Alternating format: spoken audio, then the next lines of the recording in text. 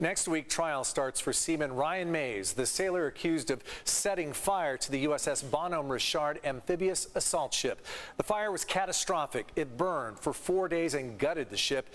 It would have cost more than $3 billion to restore the Bonhomme Richard, so it was scrapped. The Navy says Mays started the fire because he was bitter about washing out from training to be a SEAL. But the Navy also admits that a massive failure of leadership was to blame for the fire spreading out of control. The Bonhomme Richard was in the middle of a 2-year overhaul in San Diego when disaster hit on July 12, 2020. This fire could have been knocked out in its early stage. I don't think there's any doubt about that. Sal Mercogliano, a maritime historian with Campbell University in North Carolina, says he's never seen anything like it. But the fact that that fire got out of control and then could not be extinguished for nearly 5 days was just an amazing feat. The fire was first reported around 8 a.m. It took 10 minutes before there was any response, and at that point, it was only an effort to confirm there was a fire. At 8:30, arriving federal firefighters were offered little to no guidance. When they did try to enter, the fire had grown too dangerous and they were forced to retreat. At 9:51, close to 2 hours after smoke was reported, San Diego firefighters put the first water and foam on the active flames. But at 10:30, explosions rocked the ship, forcing firefighters to retreat. At that point, the fire had taken root and grown out of control. The initial response was disjointed and chaotic, fueled by poor communication, equipment problems, and a general lack of preparedness, according to a Navy investigation. A large percentage of the ship's fire suppression system was inoperable during the overhaul, but Mercogliano says that's no excuse for not being prepared to fight fires on board. They need to have those provisions in place before the fire ever starts. If you're worrying about it once the fire starts, it's too late at that point. What's worse, the Navy's own report shows ship's command knew they weren't ready. They'd failed the last 14 firefighting drills. And again, that should have been a red flag that we need to do something more on the ship to improve our ability to respond and fight fires. The ship was scrapped following estimates that repairs would cost more than $3 billion and take years. Earlier this year, the Navy punished dozens for the failures, including the former commander of the Bonhomme Richard and admirals in the Pacific Fleet. Now comes the court-martial trial of Seaman Ryan Mays, accused of starting the fire intentionally. What are the stakes for the Navy in getting a conviction here? The stakes for the Navy is that they get somebody that they can pin this on to deflect the negligence from themselves. Gary Barthel specializes in military law. He defended Seaman Mays at his Article 32 hearing. That's a hearing to determine whether a court-martial should move forward.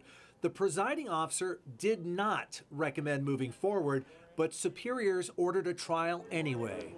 Seaman Mays has always maintained that he did not start that fire and that he's innocent of these allegations.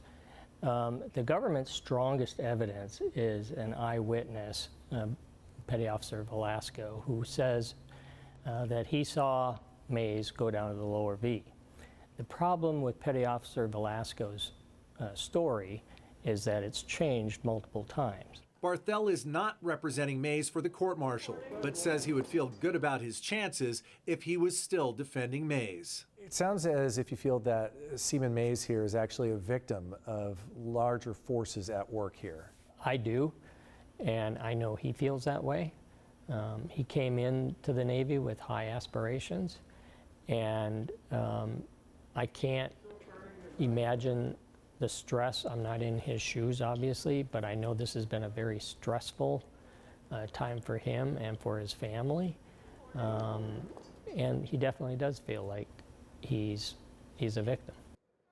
We asked the Navy for comment ahead of next week's court-martial trial. All they would say is that everyone is entitled to a fair trial, and the Navy is committed to upholding that principle. And they say a person is innocent until proven guilty in a court of law. So that was a really interesting look. What is Seaman Mays' defense? There are multiple things. We heard the reference to Petty Officer Velasco's changing witness statement. He went from not knowing who went by him into the lower V in that morning to being positive that it was Seaman Mays. And it wasn't suddenly, it was gradually a different story multiple times until he came to the 100% conclusion. Okay. So there's that. The defense says that there's another suspect out there potentially that the Navy has not fully vetted.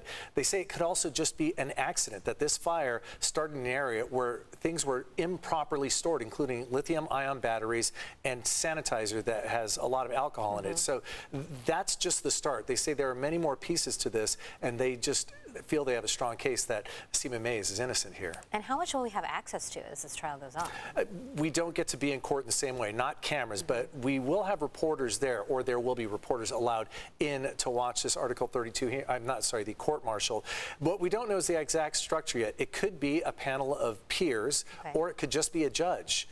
Seaman Mays gets to decide who will judge him. That fire burned for days. A lot of San Diego very interested in you know, what happened. It'll be a very interesting case to follow. And again, however the fire started, the reason it got that bad was because of multiple failures of command. They just weren't ready for even the smallest of fire in that ship. Very interesting. Thanks, Carla, for that look.